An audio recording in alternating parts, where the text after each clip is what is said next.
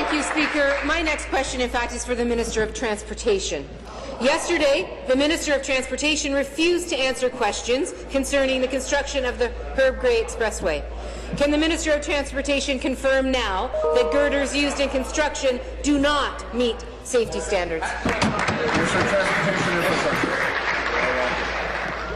Mr. Speaker, the independent expert review report, which we just received 48 hours ago, was tabled. The complete answer to the Leader of the Third Party's question is in that report. It very carefully measures a very thoughtful evaluation of a complex numbers of girders, some which clearly are safe, some of which there are questions about.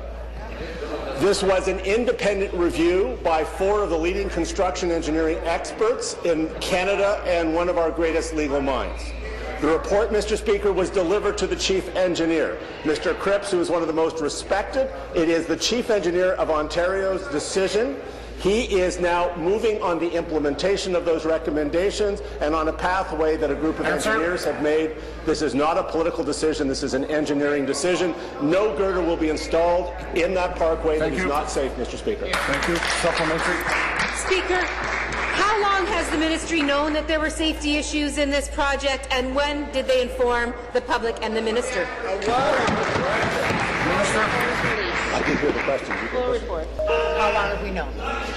Mr. Speaker, I don't think anybody knew much about this for a very long time, because it was not part of a public conversation. No one raised this with me in February or in March or in April.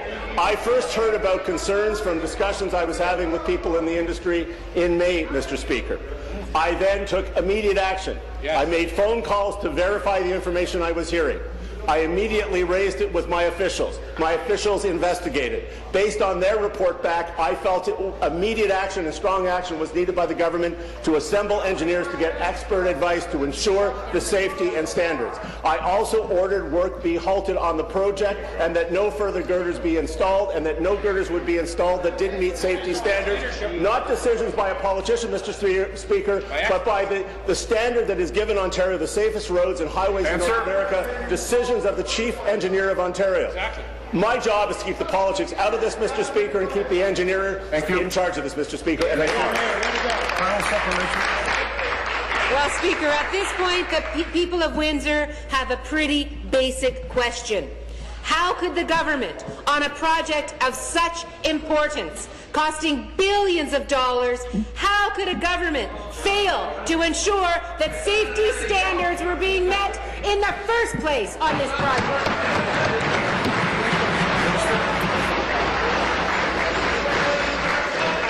Mr. Speaker, the exact opposite is true. Exactly. This government has, on every single project, $14 billion in infrastructure projects every year, ensured not just moderate standards, Mr. Speaker, but the highest safety standards in North America. Better than New York, California, Alberta, or Quebec. The highest in North America. And, Mr. Speaker, the minister, we are the watchdogs. The opposition is supposed to be the watchdogs. Mr. Speaker, she has members in that area. Why did the opposition not ask a single question on safety standards in the Windsor-Essex Parkway? I did my job, Mr. Speaker. Maybe they ought to do theirs.